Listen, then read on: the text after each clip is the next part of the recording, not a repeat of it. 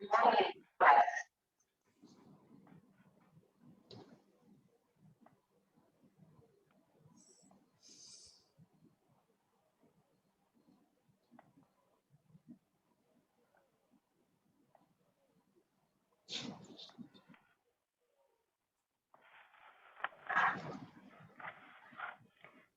evening and welcome to Zoom in 64, our virtual get together. The topic today, the legal and the financial implications of a sudden demise in a family, is a painful reality. Especially today, when we mourn the death of a 49-year-old due to cardiac arrest. Many of you must have read that in the news today. When there is a sudden demise, one really doesn't want to think about the legal and the financial impact on the family. However, the world that we live in, addressing these is very important. And explaining the importance and how to navigate this rather complex and sensitive topic, we have two bright, young, dynamic lawyers, one educated in America at Harvard, Stanford, New York, and the other at Cambridge. Welcome to Zoom in 64, Prachi Mehta and Prashant Mehta. We are delighted to have you on our session this evening. 2 weeks ago in Zoom in 62, Sanam Singh from the Will Bank illustrated for us the importance of drafting a will. Today's session is how to start the process, keeping in mind the finance and the legal aspect. This session may be a bit long. Please post any of the questions you have on the chat. We will also be sharing contact details of Prashant and Prachi at the end of our session. Before we start the session, I would request the President, General Shankar Prasad, to welcome you all and say a few words. General Prasad, over to you.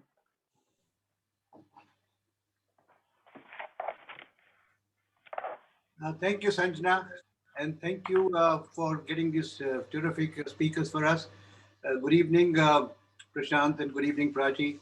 It's nice to have you on behalf of Vasant Vihar. We welcome you to this program. As Sanjana has just said, this is the 64th program that we're doing. We started these Zoom programs in the summer of last year when lockdown started. And this is the only thing that's keeping Vasant Vihari up and about. And while we physically cannot meet once a week or twice a week, we're meeting on Zoom meeting, which is keeping people entertained and also, more importantly, educated. The subject that Sanjana has been choosing are very important and very topical, and it's in the minds of everybody. But this particular one that you're going to do today is something that a lot of people do not want to talk about it, but all the time are worried about it. And so I think it's a right way to do this subject today. We have two professionals who are very much involved in this business. And I think a large number of people, over 50, 60 people are already on the show. By the time we take some more time, there'll be more people. So we look forward to a very educative evening. Thank you so much. Over to you, Sanjana. Thank you, General Prasad.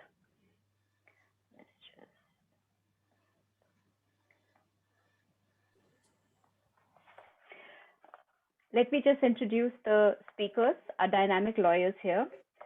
Prachi Mehta, most of us know her. She is a much loved Vasant Vihari resident, much loved Vasant Vihar resident and a Vasant Vihari.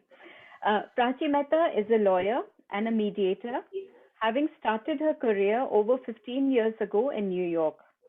She has evolved into becoming an accredited mediator in India and the US, and has successfully mediated several matters in both jurisdictions.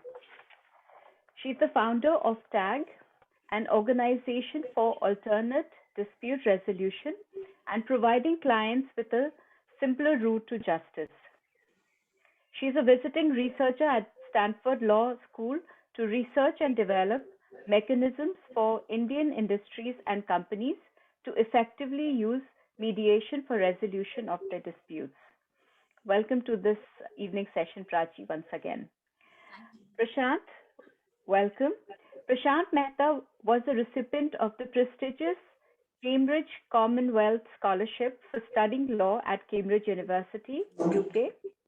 Since then, he has been working in a leading Indian law firm where he has represented and advised various government departments, public sector companies, multinational companies on issues involving arbitration law, land law, administrative law, banking law, constitutional law, mining law, electricity law, criminal law, and corporate law in various courts in both India as well as overseas.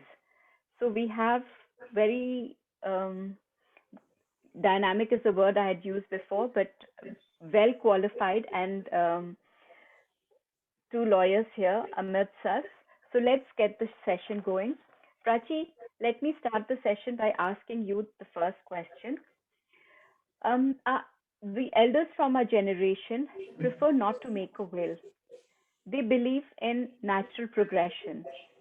Is that the correct way to address this issue? So thank you for having me on the show, Sanjana, and for everyone to patiently take out time for it. To start, this is a very tricky question because I would say the elders do avoid this topic more often than not. And making a will, you are passing on what should be your decision to a court or to the children or to people who should not be making this decision on your behalf. This is your property.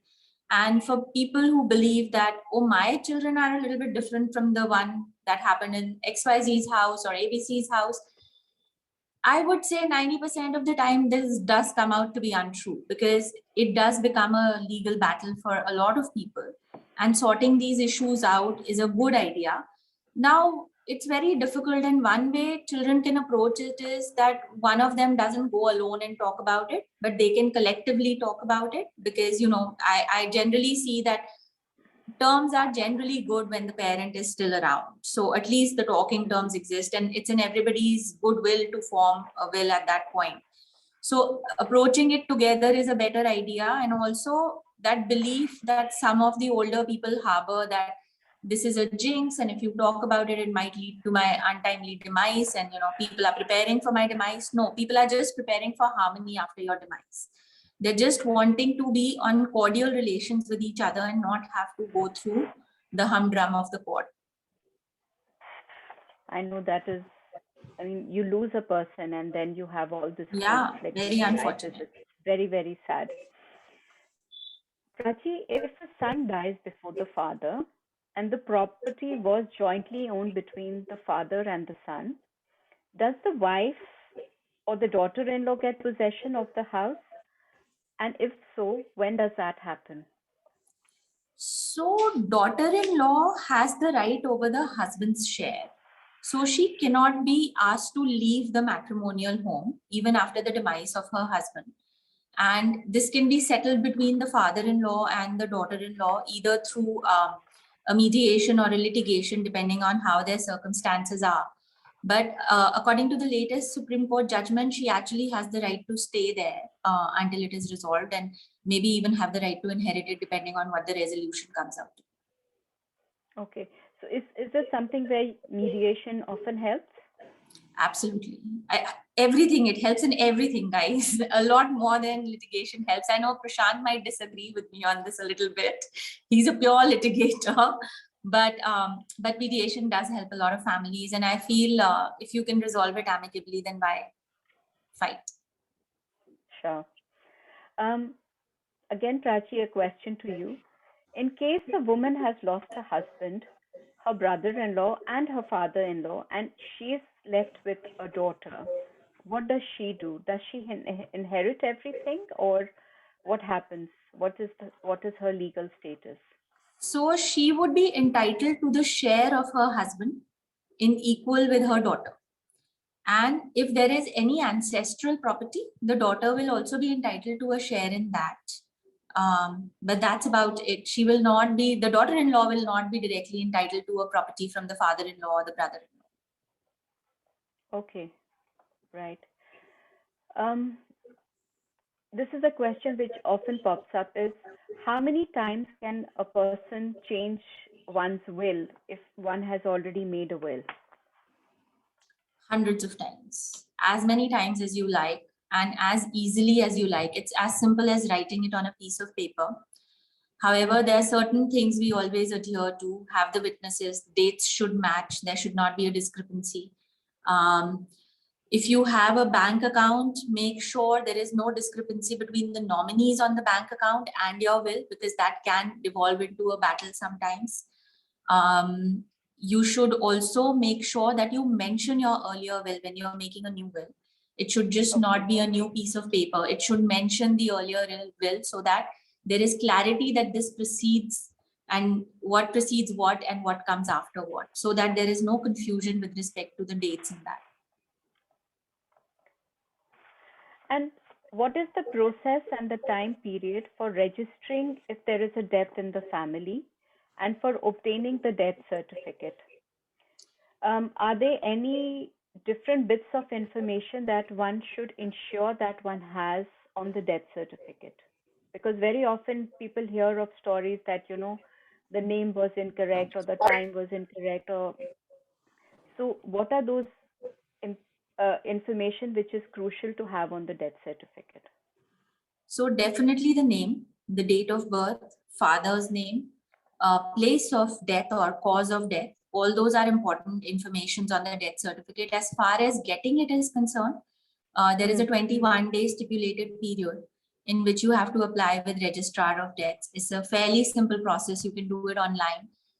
They generally issue it within 7 to 8 days is what we've experienced. You should, if it is later than 21 days, there's a very nominal late fee. However, if it is later than 1 year, you do need the SDM approval for you to be able to get a death certificate. Okay. What is the difference between a succession and legal heir certificate? Do you need a succession certificate if the person has died without leaving a will behind? So legal heir certificate simply designates you or recognizes you as a legal heir of a person. The succession certificate authenticates you as a legal heir. So it enables you to take on the property further. A lot of states actually require succession certificate for transfer of any type of immovable property. So it does become paramountly important to have that. In terms of how to get them, legal heir can be through the area tehsildar and a municipality, and the death certificate can be through the court, through the civil court. And in case of a will, you don't necessarily need a succession certificate. However, if the will is disputed, you will need a succession certificate. Our Succession Act actually says that you don't need the certificate, but then certain states anyways require it for immovable property. So you have to get it. But specifically in Delhi, if you don't have a dispute in the will, then a succession certificate can be foregone. Prashant, let me put this question to you. What is the process for procuring a legal heir certificate? Because it sounds so complex. So if you could shed some light on that. Sure. First of all, I would want to thank everyone, the Vasant Vihar Society, Sanjana ji, General Prasad and Prachi for having me over. I think it's a very good initiative what you guys are doing over here. And it's an excellent opportunity for me as well to clarify whatever doubts anyone has. Now, as far as the procedure for obtaining succession for the legal heir certificate, we have to understand what is the distinction between the succession certificate, a probate, as well as a legal heir certificate. Now, legal heir certificate is something which is very simple, straightforward to obtain. You just make an online application to the DM's office in Delhi. The succession certificate can be obtained by making an online application on the Delhi government's website, and your succession certificate will be, if all the documents are in place, which are basic documents like your PAN card, like your like your Aadhaar card and so on and so forth. If those are in place, then the succession, then the legal heir certificate is granted within a week, 10 days time. Then comes the issue that what is the distinction between a succession certificate, and a will. Now, succession certificate is obtained primarily for movable properties. When specifically the person has died intestate. It's a very specific circumstance when the succession certificate is to be obtained. It's not in every case that the succession certificate is to be obtained. The only circumstance that you need to obtain a succession certificate is when it is an intestate succession without leaving a will and movable properties are involved. The other document, what you can probably obtain or consider to obtain if there are immovable properties and there is no will, then you will have to obtain something which is called as a letter of administration, which is also given by court, by a civil court. Then comes the issue in respect of a will. Now, will is pretty straightforward. That is the reason we encourage everyone to obtain a will, to at least write a will in their lifetime, because enforcing a will, executing a will is much, much easier than going for intestate succession, because there will always be a dispute. If you go for intestate succession, there will always be a dispute that who are the legal heirs or who is to take over which specific asset. So it is always advisable to at least draft some will, at least have some kind of an understanding within the family how the assets are going to devolve. Now, if you talk about the procedure for obtaining a succession certificate, that was the question. Now, for the procedure for obtaining a succession certificate, you have to make a petition before the local civil court where the person at the time of his demise was residing. The succession certificate can be made by any of the surviving family members who claim to be beneficiaries, like son, daughter, wife. Anyone can apply for a succession certificate on behalf of everyone else. In that, the requisite documents are again very basic. I don't think that requires too much of elaboration. You will require the death certificate. You will require the basic documentation like what are the lists of assets and your bank details, the bank accounts, the securities, all of those details are to be given in the petition that are to be made before the court. After filing of the petition, the procedure is simple, straightforward. The court will require you to make a public notice that in case anyone is having any other claim, then they can come forward in respect of the estate of the deceased. And after that, the succession certificate is granted. In normal times, when the courts are functioning fine, obtaining a succession certificate from a court in case of uncontested, when there is no contest to a succession certificate, does not take more than 6 to 8 months, because you have to make the public advertisement and 2 or 3 dates you are able to easily obtain a succession certificate. But unfortunately, right now that timeline may not be true because the courts are not functioning at their full capacity. The fees is one more aspect which I would like to talk about as far as the succession certificate is concerned. The succession certificate is also an expensive affair, because as per the law, you have to pay between 2 to 4% of the value of the asset. And mostly it is 4%, you can say, because as soon as you cross the threshold limit of 10 lakhs, if your assets are more than 10 lakhs, then it is going to be 4%, which is paid in the form of a court fees. So again, it is on that ground as well, it is advisable that you should not go for a succession certificate and try and make a will. So in every possible logical thing that you think about, the making of a will is the simplest and the easiest way, and which can solve a lot of problems in your lifetime. Thank you for clarifying that. For the benefit of our viewers, can you just explain what is a movable property and what do you classify as immovable property? So immovable properties are real estate, all our houses, lands, that's pretty much it. And rest, pretty much everything else is a movable property. Your car, your bank account, your shares, your insurance policies, everything else is a movable asset. Okay. What happens when a person dies and he or she has a will? I mean, I think you mentioned that term intestate. Can you just clarify what exactly do you mean by that? By intestate, what I mean is that the person does not leave behind any testament of his wishes. So it is an intestate. So basically, he does not leave behind a will. So that is what is meant by intestate succession. Okay. And is division of assets without a will possible? I mean, does it cause friction in the family, or do things happen harmoniously as well? I mean, if there is no will. It can happen harmoniously, but again, why leave it to a chance?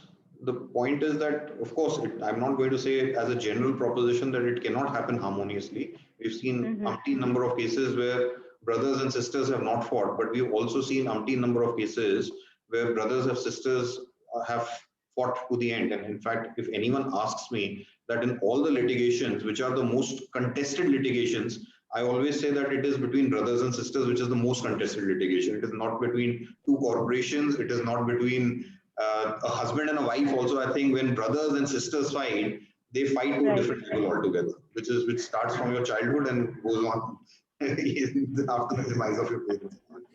Yeah, be mindful of what you say. Yeah, we are sitting here as brothers and sisters. That is the precise reason.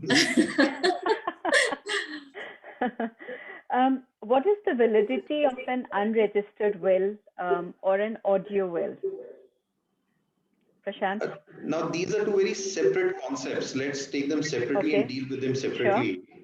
Sure. An unregistered will is absolutely valid because under law, the only requirement of making an enforceable will is that it should be signed by the testator in presence of two witnesses. And the two witnesses should sign in the presence of testator. So all three of them should sign together on a plain piece of paper. That is the only requirement under law to make a valid will. So the answer is that yes, unregistered will is absolutely valid, but also in case that there is any foreseeable chance that you see that anyone is going to be fighting over the validity of the will, because a lot of time disputes are raised in respect of that whether the will was given under coercion, whether the will was under given during when the person was absolutely of a in the right mind frame or not, whether he was suffering from any diseases. So to come out of that, it is always better that you register your will, because it increases the will, the evidentiary value of the will. Then the possible disputes that any person can make to the will are very limited. Because nowadays what the sub-registrars have started are also registering the wills. While registering the wills, they also videograph the registration of the will. And by recent judgments of the Delhi High Court, Justice Muralidhar has in fact given a very recent pronouncement on this, in which he has said that that videography is the best and it is absolutely admissible in court. So if you ask that if you even foresee 1% possibility that the will may be contested, then register the will. Now coming to the aspect of audio wills. So a simple answer to that is the audio will is not admissible under law. It's not admissible. It's not admissible. Okay. One also hears about digital signature. Is that valid, a digital signature on the will?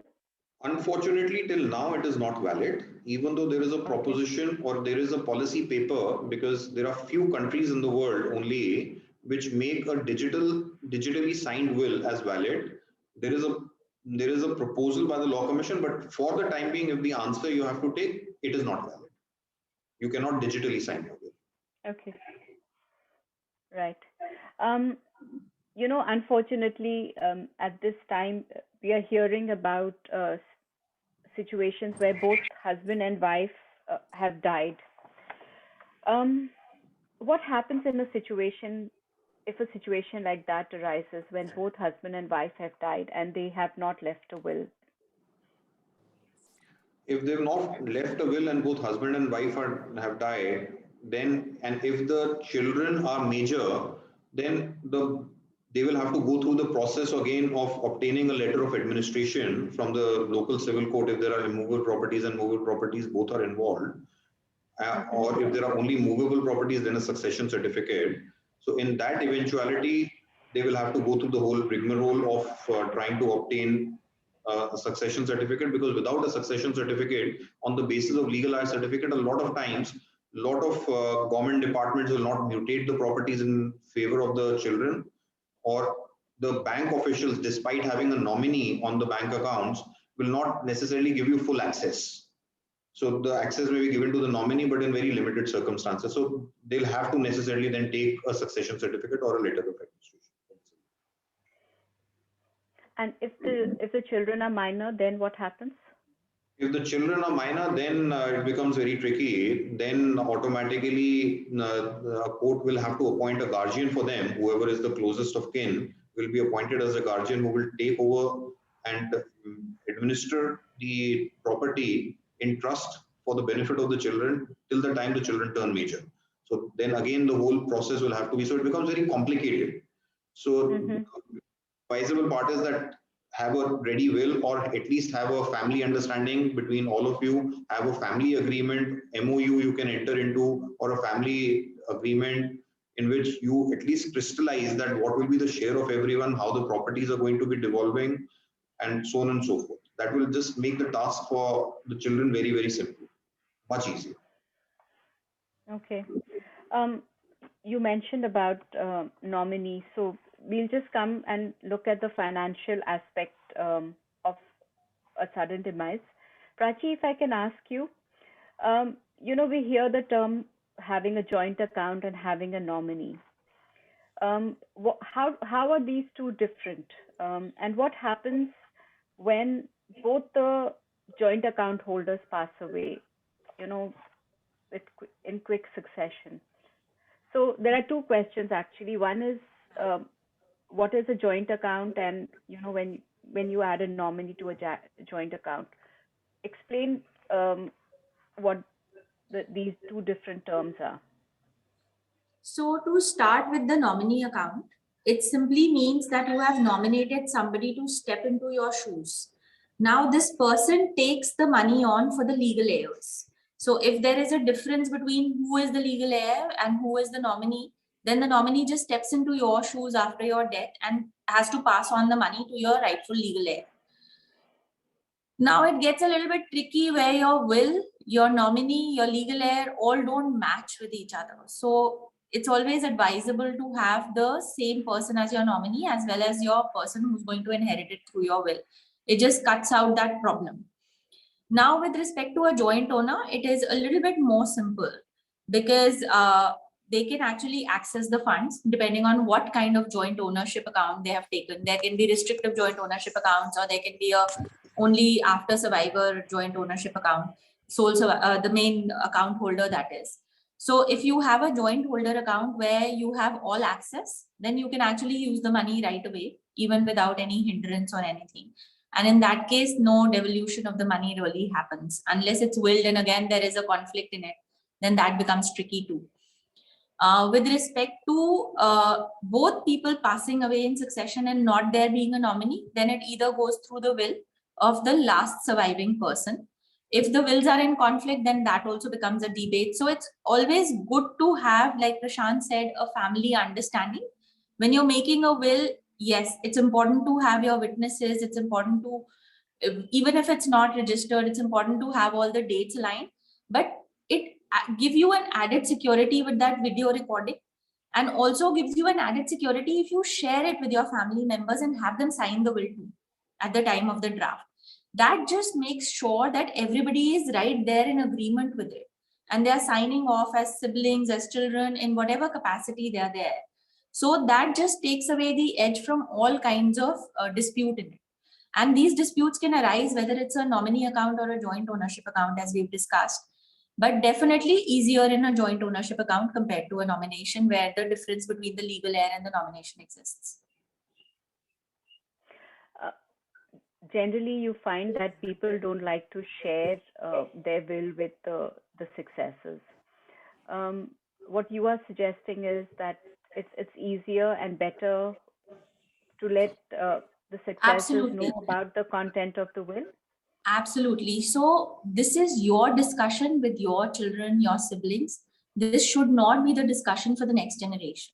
So why like this? Why like this? Because if they are not satisfied with it, it's very easy to contest a will. You know, it becomes very easy for one person to stand up and say, oh, there is one mistake in it, find a very small technical error and ride on that basically. So always having people sign off when they are going to inherit from you helps in that respect.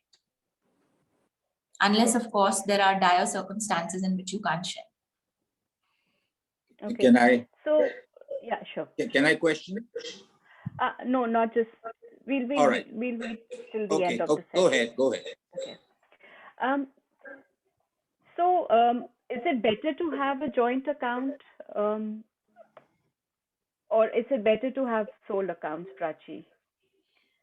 I would do joint accounts all the time. So I would say that, we've just in the last 4 days, we've had more than 5 calls where a husband has passed away and the wife has no access to the accounts.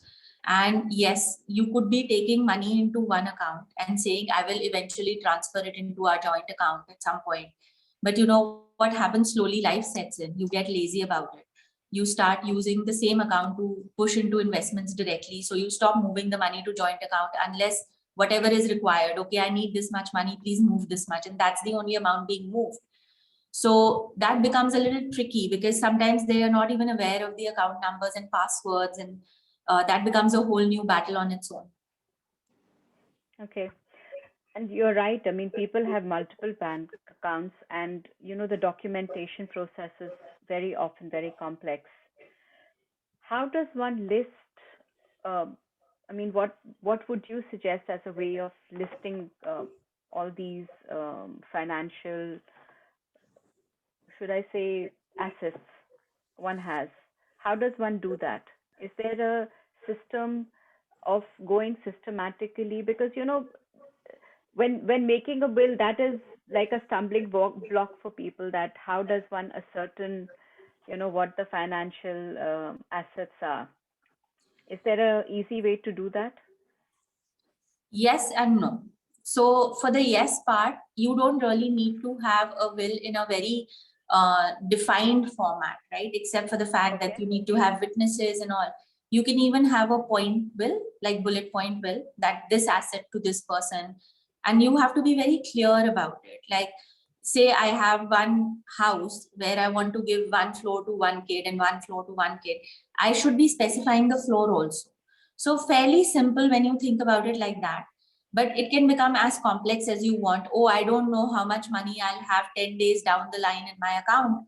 So I'm going to wait for another 10 days or 20 days or 30 days. That would be the wrong way of going about it.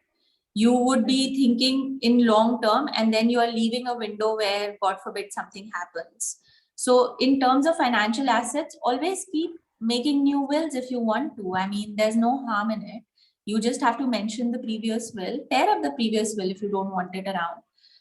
Or you can attach it at the back of the latest will. And you can also write on the previous will that we've made a new will which supersedes this one, and it's dated so-and-so and signed by so-and-so. So that takes away just the hurdles right there with respect to the financial assets. Okay. Prashant, if I can turn to you, can you explain to us what is the difference between a will and a MOU? So MOU is something what you make during your lifetime, and it becomes enforceable during your lifetime itself. So you can sit together, you may call it MOU, you may call it family arrangement, you may call it family settlement, and you decide that this is how the properties are to be divided. Mm-hmm. The will, on the contrary, is something which takes effect only after a person is no longer there. So that is a basic difference between the two. The MOU is during the lifetime and the will is after the lifetime. The effects. Okay, right. Sanjana, like just a I- minute. Just Sure. to elaborate on the family agreement that he's talking about, do all the family members have to sign in on it? How does it work? If you're talking about family arrangement, then again, it depends upon the facts of each case, whether all the family members needs to sign it or not. If there are minors involved, then of course the guardians can sign on their behalf. That would be binding on them as per law. If there are majors which are involved and there are ancestral properties which are involved, then automatically they will have to sign necessarily to make it enforceable against them. So essentially, the will is only with the person involved, and a family agreement involves the whole family, and their signatures are required. Is that what you're saying? That's exactly what we're saying. Okay, thank you. Sorry, Sanjana. That's okay, Vinita. Prashant, one tricky question again is, how does one claim insurance after one has passed away? And why is this such a tedious process? Is it a way, I mean, are there ways in which we can make it simple for ourselves? No, the only issue in respect of insurance is that if you have the insurance policy, then you have to just make a claim on the insurance company. The biggest challenge what you face, what anyone faces in respect of insurance policies is when they have a copy of the insurance policy.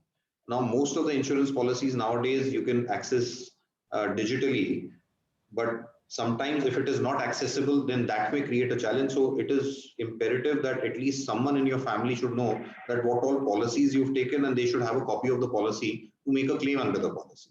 So if you have all of those, then I don't think that making a claim under a life insurance policy will be very difficult. And there are very limited circumstances when a life insurance can be rejected, unlike other general insurances.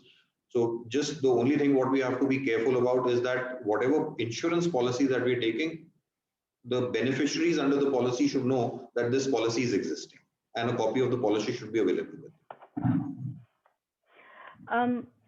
Again, this is something which happens very often, is that, the husband has made investments and has put money in different places, and perhaps the wife doesn't know about it. And once the husband has passed away, it's very difficult to put together a list about the investments. What would your advice be? I mean, it becomes complicated if the husband is not alive anymore, or the partner is not alive, or the person who's made the investment is not alive anymore. So what is the best way of devising a method of coping with this? The simple answer to that again can be that if you trust your wife, then disclose everything to her. The tricky part. No, I mean, like Prachi said, people just forget and life happens, and it's not like somebody is trying to be, No, on a more serious note, the investments that you're making nowadays, a lot of them are accessible digitally. If you look at investments, where will one make investments? First of all, you may end up buying shares, which is all available digitally, all linked to your PAN card. So figuring out shares, mutual funds, and your securities is not that difficult. All that anyone needs is an access to an email account where regular statements are sent. So you will be able to figure it out any which ways subsequent, if let us say you're not in the know-how of what exact investments have been made by your husband. So then you will be able to, if you have access to his email subsequently, then you can get all of that information from that. As far as immovable properties is concerned, that is more tricky. If there are undisclosed immovable properties, how to trace them is next to impossible. So immovable properties, to my mind, if they're not disclosed to anyone, will be impossible to be traced. Okay. So I want to add to that, Sanjana. So as a practice, I always advise my clients to have an Excel sheet. A password protected Excel sheet with all information in it, and trust me, it helps. And it's very easy. You can all put together a day in every 2-3 months where you will just sit together and go through that Excel sheet, update the passwords, update simple things. And it is a lifesaver. And you don't want your children and your wife to be struggling with this. You don't want your siblings or your family members to struggle with finding your properties, because they will eventually get taken by people and you really don't want them to go to, right? So it's better to make that Excel sheet. It's, even if you don't want to share the Excel sheet with your spouse immediately, have a way that you think they can easily figure out the password for that protected sheet. You can always have it in your email somewhere or something like that, and it really works. I mean, that is another problem. You know, everything has to be password protected, and Yes. you know, you have to keep changing passwords, and it becomes a nightmare. I mean, one doesn't remember your Facebook and Instagram passwords. I mean, forget for more important things. Now, another way of possibly doing it, which is a more acceptable way, and specifically for people who are not very digital savvy, is to execute a will while appointing an executor. So you can always make a will in which you appoint someone as the executor of the will, and the executor obviously can also be duty bound not to disclose the will till your lifetime. So only the disclosure will only come after the lifetime. So that. May I interrupt again, Sanjana? The executor. Vinita, we'll let them just finish and then we'll come back. Yeah, to the it is question. related. I just want to say the executor should be a part of the family. Not necessarily. Anyone can be an executor. Mostly, in fact, lawyers or chartered accountants are appointed as executors, or anyone. In fact, you can appoint anyone who you trust completely, will not run away with your proceeds subsequently, or will not change the will. Any person you trust, you can always appoint as an executor. Sure. Thank you. Sanjana, there are a large number of questions people have asked. Before we run out of we're time, just coming to questions. thank you. One last question I had, Prashant, was that you mentioned keeping everything virtually, and so did Prachi. So is this virtual document valid and accepted by court of law? I mean, if one produces this virtual document, is that admissible in the court of law? That these are the lists that, you know, my husband shared this, and these are, I have a virtual copy of it. It will be taken as a circumstantial evidence, but just having a list will not help. The document needs to say something more. The document will have to say that at least I want to give this to you. So if the document says that, then of course it will be taken into consideration while considering any kind of challenge to interstate succession. But just having a list may possibly not be very helpful, apart from knowing that these are the list of assets. Okay.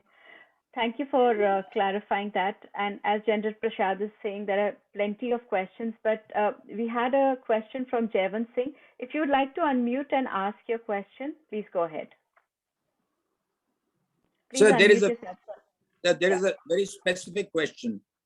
Do we need to show our will to the executor, or we can just inform the executor that we are appointing you as an executor on the will, but we don't have to show him the will contents?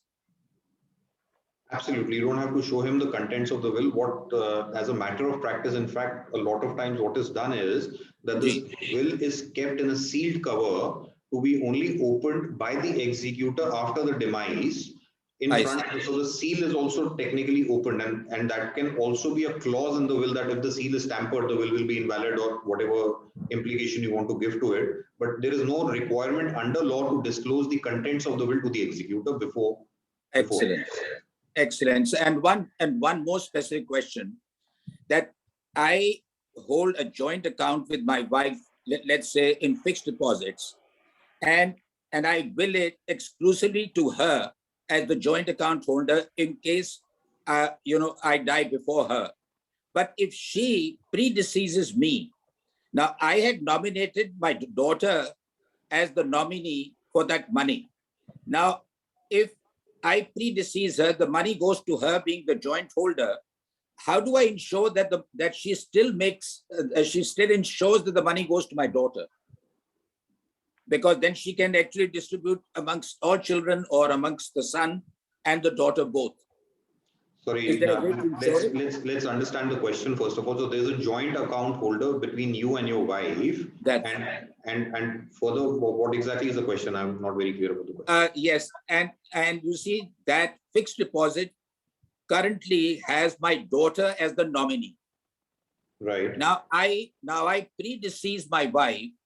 So normally the account will go to her being the second holder. That's right. Now, how do I ensure, or how does it ensure that the money after she dies goes to my daughter and nobody else? Your daughter is the nominee, but also what we need to understand again is that being a nominee in a bank account does not automatically entitle to you to be the owner of that money. What under law, the nominee has a very limited role. The nomination in a bank account is only for collecting the funds or accessing those funds and distributing it among the legal heirs. So the only requirement is that they will kind of become the administrator of that specific fund, and they have to then distribute it to all possible whoever are the legal heirs. Then they have that money will have to be distributed accordingly by the nominee only. So that means, right, so that, sorry, go ahead. In case you want to come over with that. So as Prachi said, that it's always better to have two names in the account, and I agree that in case the husband predeceases, the wife should be secure so that she gets that money. But once she inherits that money from me, that means it really is up to her who she then gives it to. Absolutely, yes, that's right. So that is the point. Thank you, sir. Thank you. Can I ask a question? Thank you for your question, Mr. Singh. Can I ask a question? 1 second. Yeah. Please go ahead. Yeah, so I'm not sure whether Prashant or Prachi, whom it applies to. Prashant, you mentioned the fact that nobody fights or nobody quarrels like brothers and sisters.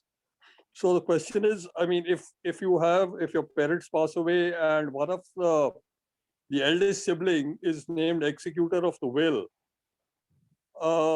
there is a formal registered will. There's a conflict of interest because the executor of the will is also a beneficiary. And everyone is not keen to honor the will. What do you do in that case? So there's no, under law, I don't think that there is any kind of prohibition for the beneficiary himself to be the executor. In fact, in most of the wills, there is no named executor, and in those circumstances, the beneficiary themselves apply for execution of the will before the court. So technically, there is no difficulty in the beneficiary himself being the executor. I don't think that the conflict arises unless and until he goes contrary to the will that he's trying to execute. So if you will be able to show that as per the will, he was supposed to do ABC, but he's actually doing XYZ contrary to the will, then you may be able to get out of the will. The other way, in case you want to contest the will, is no, I'm not referring to a contesting of the will. I'm saying if the will includes movable and immovable properties, like you mentioned, right?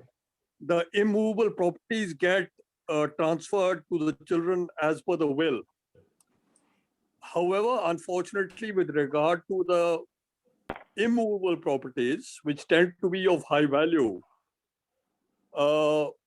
there is discord between the beneficiaries with regard to how that should be done. So I'm not talking of, I'm not sure if I'm framing the question well, but the immovable properties get transferred, but the movable, immovable properties are creating a problem. So if there is a dispute then. If there is a dispute, then unless you are going against the fiber of the will, the basic fiber, which just like Prashant said that your whoever made the will said that this property needs to go to A and this property needs to go to B. If the executor is trying to turn that around only, then they can be disqualified. Unless and until that is not found, there is no disqualification for the executor in this case, simply because they are one of the inheritors. And the other thing is there a time frame within which wills need to be executed, or can they be done indefinitely? No, it can be done indefinitely, but any delay beyond reasonable period, let us say 1 year or something, will have to be explained to the court. So mostly what the court expects is that within 3 years you can execute, you can bring a claim for executing a will, and automatically the 3-year period in fact starts from the date of your knowledge of the will. So if you are in knowledge of the will and it can be shown that you have that knowledge, the 3-year period will start. If it goes beyond that 3-year period, then it becomes unenforceable. Last question. I want So we will move on and read out the questions which are mentioned in the chat box. It can be done only by the executor or any of the beneficiaries. Sorry, I couldn't catch the question. I said in case of a probate of a will, can that be done only by the executor of the will or by anybody of any of the beneficiaries? Any beneficiary can also file for probate. Okay, thank you. Sanjana, we go to the That was a question. question. Sorry, I'm just going to read the questions in the chat box and then we'll ask the Ask a question. question. Samta Khanna wants to know what is probating the will means. What is the process of probation? Probating the will means proving the will to be technically very correct. In fact, you don't need to probate a will in a place like Delhi. There are only 3 cities in India which require probating a will when the wills are uncontested, which is the presidency towns of Bombay, Madras, and Calcutta. Technically, you don't require to probate a will in Delhi unless it is contested.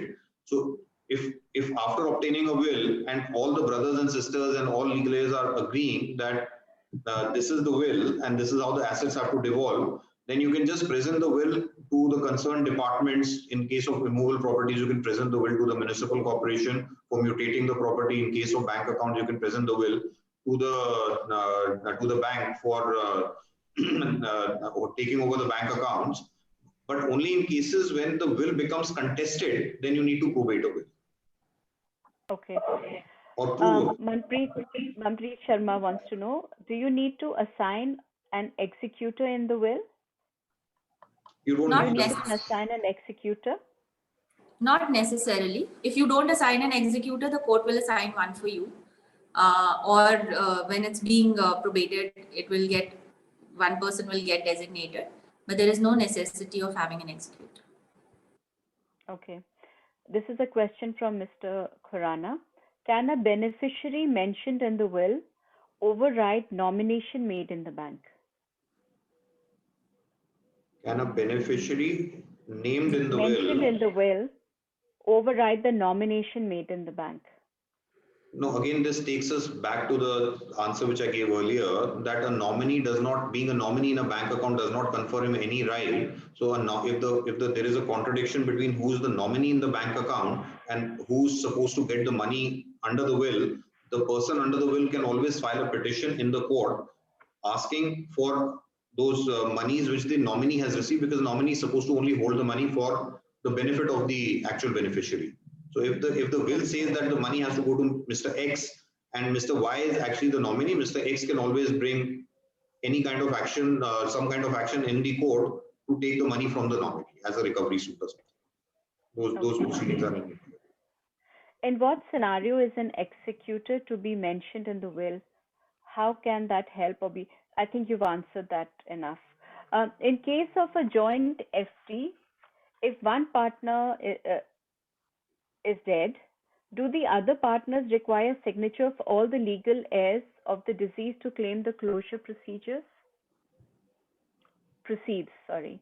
No, sorry, So I let didn't me read understand the that question again. again. I also In didn't case understand. of a joint FD, if one partner is dead, do the other partner require signature of all the legal heirs of the deceased to claim the closure proceeds?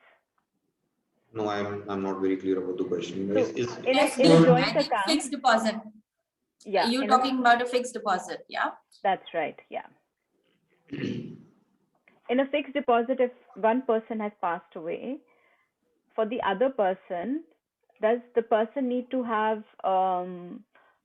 the approval of the other heirs to get the proceeds from that fixed deposit? So if it is a joint account fixed deposit, then automatically you'll need to take the consent of the other stakeholders involved. You'll have to get no objection certificates from and if you want to liquidate that fixed deposit, then you'll automatically need the consent of the others involved. So I guess the question is, if there are 2 people in the fixed deposit, then I think the proceeds automatically goes to the other person. But if there are more than 2 people, yeah, sure, Mr. Khurana. Can I add a clarification? Sure. The FDR in the joint name is on either or survivor basis. So it's on US basis and one person is expired. When we go to the bank, now the second person says it's on EOS basis, there shouldn't be any problem. But the bank says, no, you bring the no objection from the rest of the legal here, where they were never a party to the when the FDR was created? So, if it is- sorry, please go ahead, Prashant. Go ahead. No, please go ahead. So if it is on either or survivorship basis, then to be very honest, I think we will need to read, or we will need to get the full terms of that FDR before I think we can answer this question, because the language of that document will decide finally whether you need the NOC and whether you will be successful. The FDR will have those general terms and conditions, and the account will have that terms and conditions. If you can have a copy of that and you can contact us separately, then we will be probably be able to assist you better. Because just on EOR basis, EOR is a very wide term which can be used in both the connotations. So I think it may be better that we have the full terms and conditions before we can specifically advise. Okay, thank you. Thank you. Ideally, at what age should one register a will? This is a question from Neha Katyal. As soon as possible. As soon as possible. I think, you know, we've seen certain very sudden demises in the last COVID times, and they have been very unfortunate. It's never too early. So if you have anything that you want to secure your children, your family with, it's advisable to do it even if you're in your 20s. I know we're hearing stories of many young people losing And their lives. also just right want now. to clarify again that registering a will is not absolutely essential for a will to be valid. You just need a valid will as per the provisions that Prashant had mentioned earlier. Signatures of witnesses, dates should match, and all your properties should be there, and you should be of sound mind while making the will. And it should, if you are registering it, just gives it an added security net. But you can make a will at any time, and earlier the better. Thank you, Prachi. This is a question from General Murgai. Generally, people leave will in favor of sons.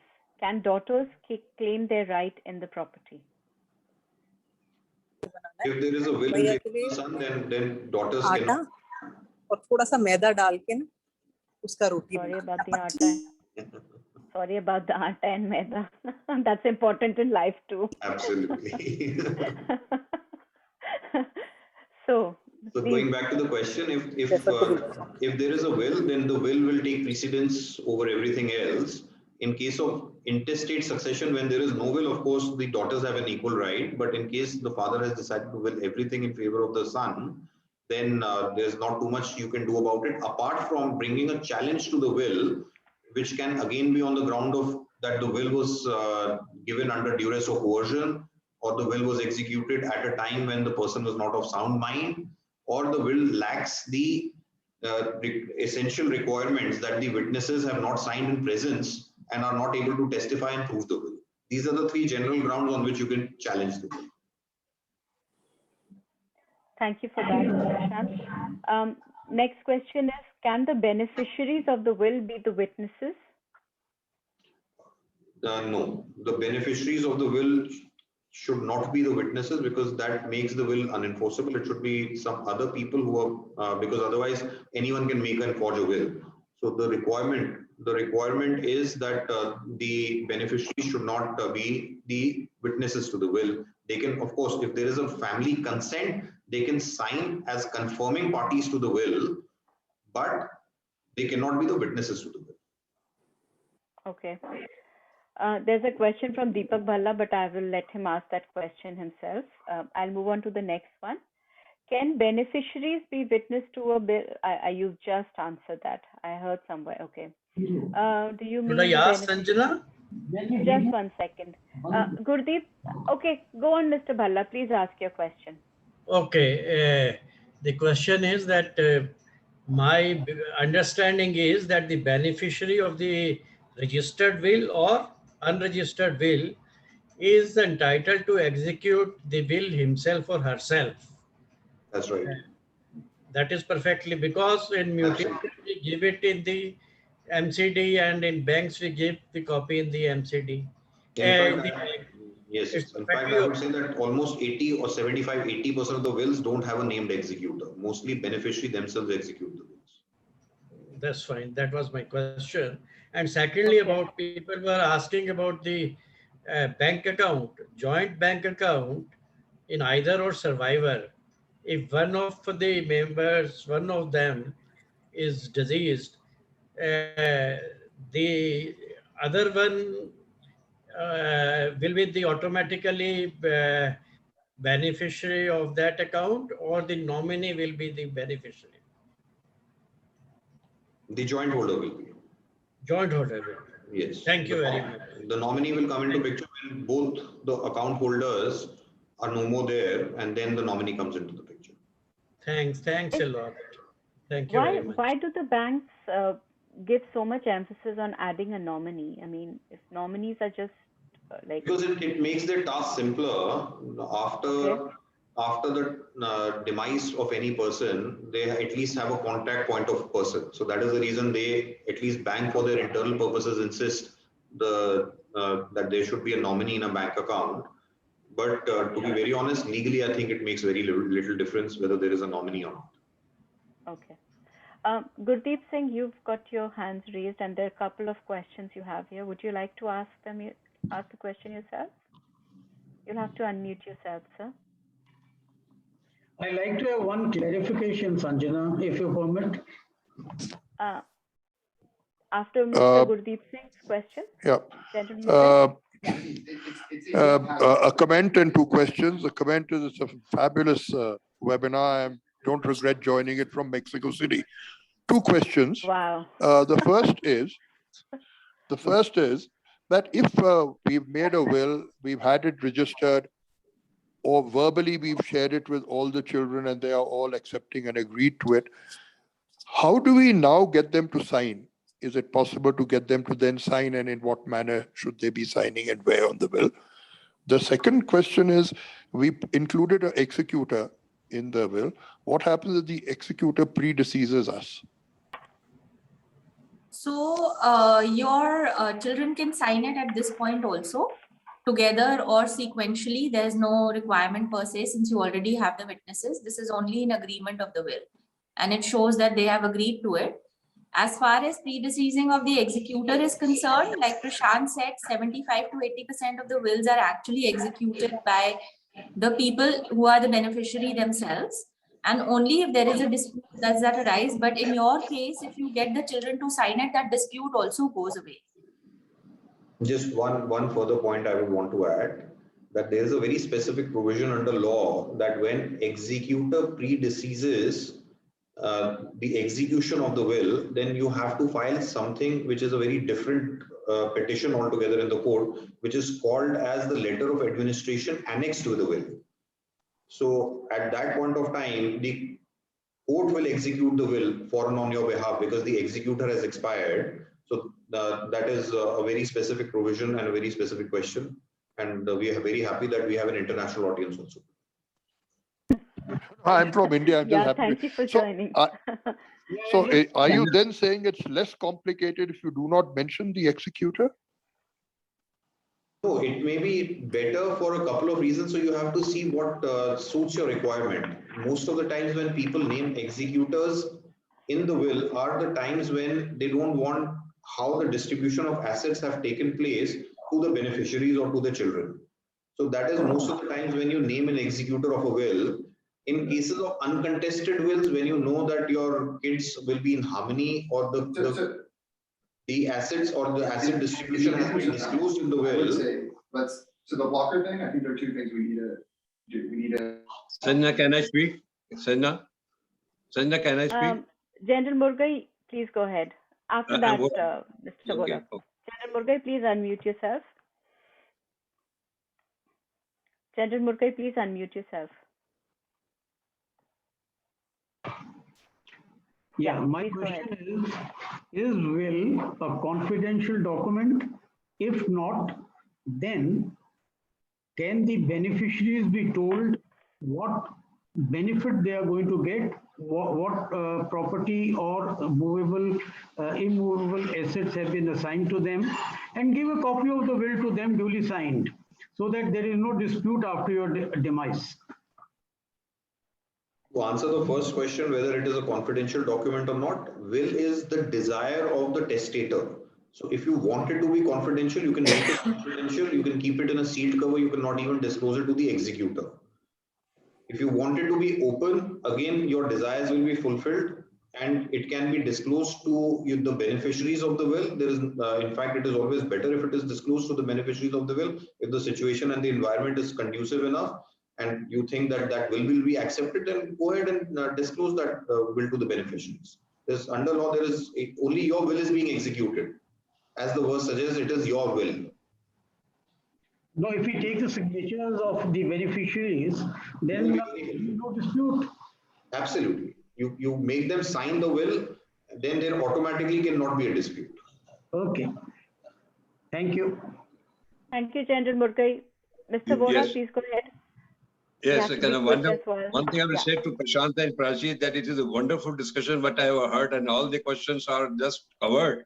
And my request, sincere request, is there that we should circulate to the all the residents of the Sant Viharis, and some communication should be given. The full communication, whatever we had discussed, should be circulated among the residents of Sant Vihar and Shanti Niketan. This is a wonderful discussion. My sincere thanks to the both. Thank you. Pleasure. Thank you, Mr. Vora. There's a question from Mr. R.K. Gupta. What are the basic parameters to ascertain whether the property is ancestral in nature or not? Does married daughter have a right on the ancestral house as per the Hindu Succession Act 2005 amended? Yes. So to answer the first question, that what is the test to determine whether a property is ancestral? The property has to devolve 3 lineal generations. So it has to go back 3 generations for the property to attain the character of it being an ancestral property. And the daughter, after the 2005 amendment, has an equal right in the ancestral property. Irrespective of whether there is a will or no? Irrespective of whether there is a will? No, not irrespective, but if the will, yes, of course. In ancestral property, irrespective of whether there is a will or not. In self-acquired property, the person whose property it is self-acquired, of course, can will it to his son, excluding the daughter. But in respect of ancestral property, that cannot be done. Okay. From Jayant Kochar, assume a registered will is modified by a codicil, which is not registered but otherwise well written and witnessed. If the heir wants to sell an inherited property, is there any reason for the potential buyer of that property to be concerned?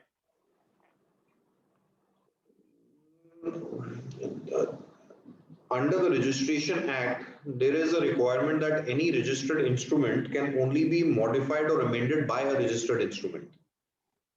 So that may create some problem, but to overcome that, again, we can take that issue separately and somehow, because we do it, it's not that it is a hard and fast rule. So there can be ways which can be found around it, and some mechanism can be evolved in which you can take no objections from any possible person who can have an objection in respect of the registered document being modified by an unregistered document. So just to answer your question simply, legally it is not allowed, but you can get further documents executed if you're thinking of buying a house or buying a property or buying something. In that situation, I think this question arises. In that situation, what further documentation you can ask is in the form of NOCs from all possible persons who can have a contest to that particular unregistered document. Okay. This is an interesting question. In case there is no will and no children also, then whom does the immovable asset go? What happens to the immovable asset then? There are second-class heirs. Prashant, you want to elaborate on the list of them, or? Yes, of course. In under the Hindu Succession Act, there are 4 classes of heirs which are given. So if there is no one in class 1 of the list, then goes to class 2, then class 3 and class 4. If there is no one in class 4, then the property devolves to custodial legis, which is Government of India. Okay. this is from Sandeep Mathur. If a father has willed different floors of his property to his children, what steps do the children need to take to ensure that they are the legal owners of their allocated flats? Especially in a place like Vasant Vihar, this is very important. Rajiv, you want to answer that?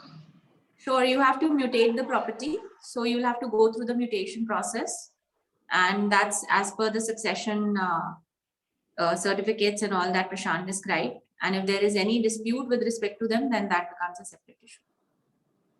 Can I elaborate on that question? Yes. Please go ahead, Mr. Mathur. Yeah, the point is that the mutation happens at the, let's say, the municipal corporation, and it's specified that it's for the purpose of payment of property taxes and so on. But if you, let's say if you want to sell off the flat, do you need any documents to show that you are the owner of the flat? Or is the will, the father's will, good enough? No, father's will is good enough. On the basis of the father's will, and if all the brothers and sisters are giving NOCs for the sale to be executed to the further buyer, that would be sufficient of a documentation. Okay. But why would one require an NOC from other brothers and sisters if what has been given to you by your father? Why will you need because the most NOC of the from times, because in Delhi we're talking, I'm presuming that we're talking of a will which is unregistered and which has not been probated. So in that situation, because the authenticity of the will has not been proved, so the buyer would always necessarily insist that you produce NOCs from your brothers and sisters and whoever are the other legal heirs who could have taken the property but are not contesting this will, to give a no objection to this will. So most of the time the buyer insists. Sorry, I was talking about a will which is registered.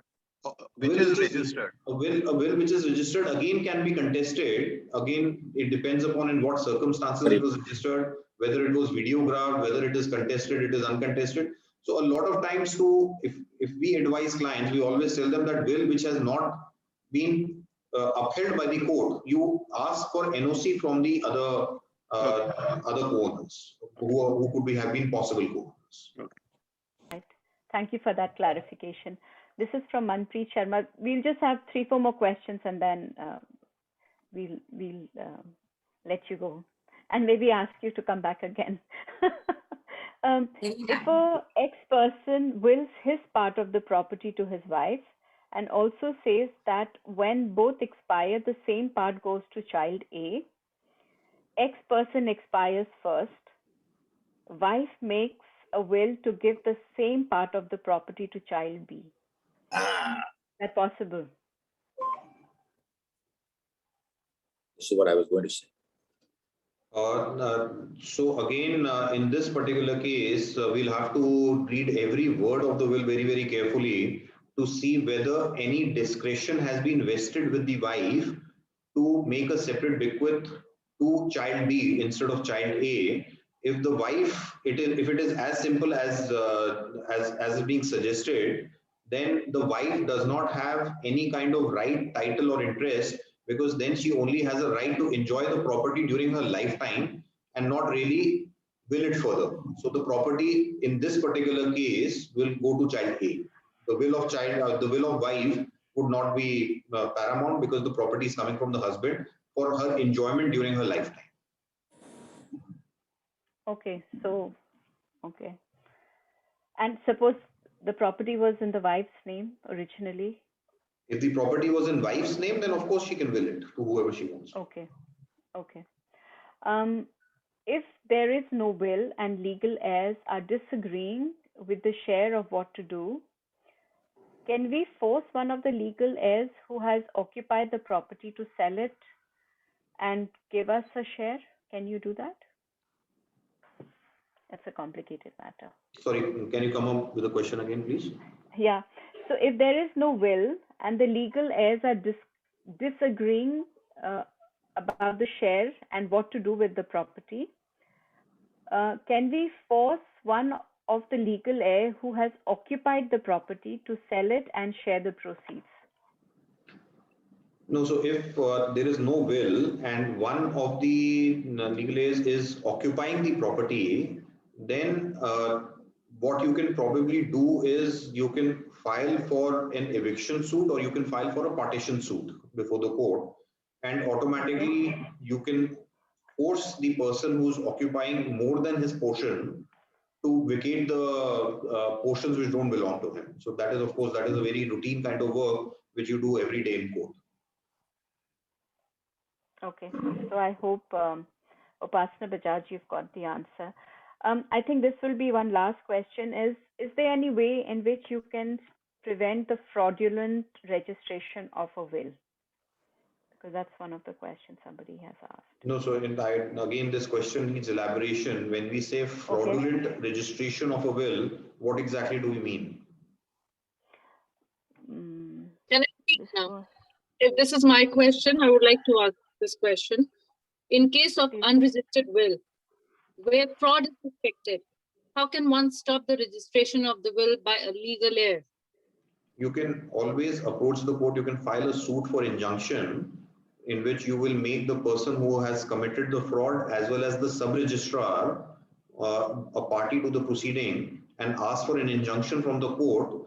If you are able to at least prima facie show that there is a fraud involved, in that eventuality you will get a stay. The stay will be issued against the sub-registrar's office, and the will not be registered until unless they get permission from the court.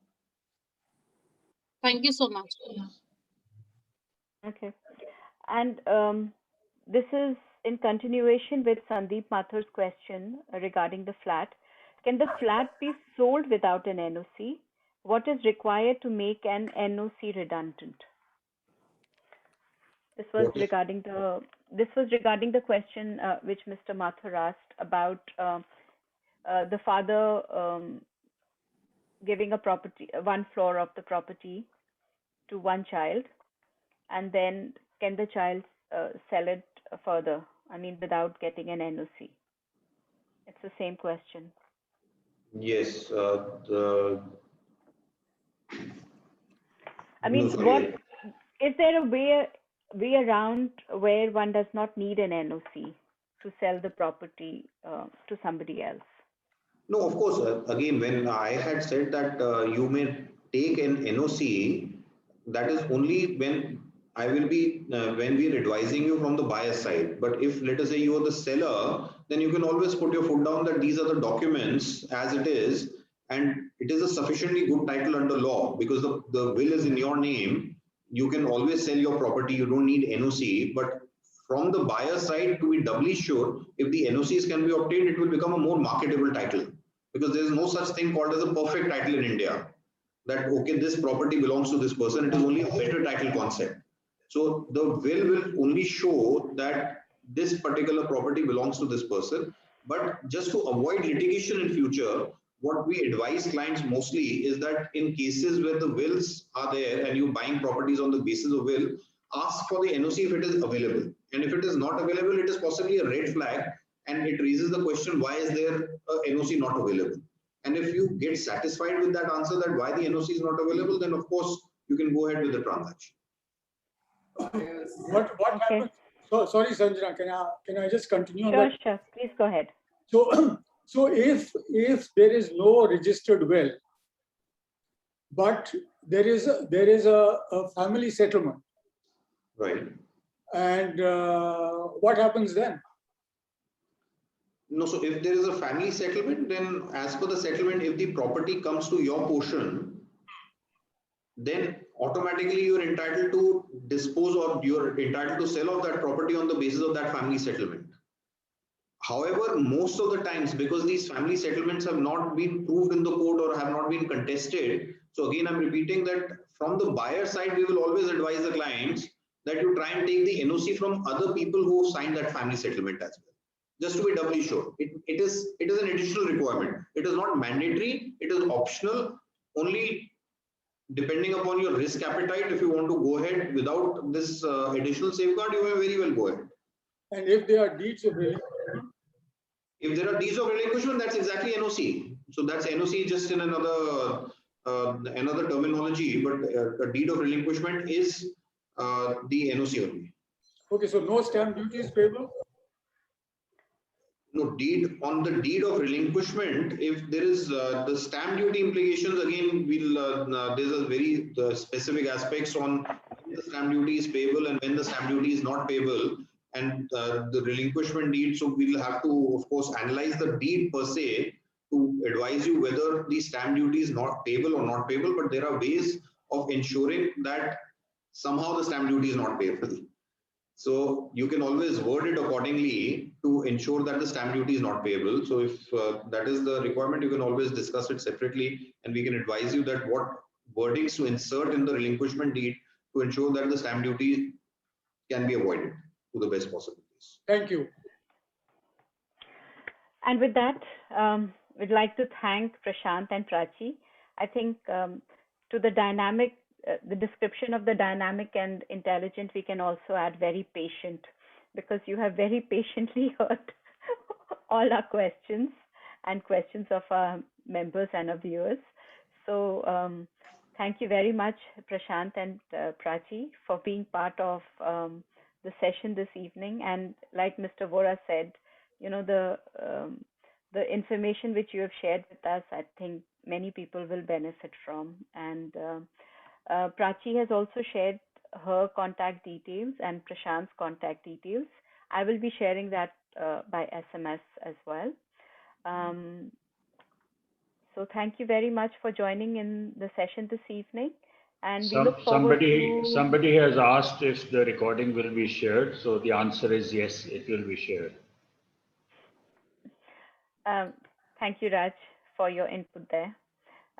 Thank you very much for being part of the session this evening. And we look forward to seeing you next week.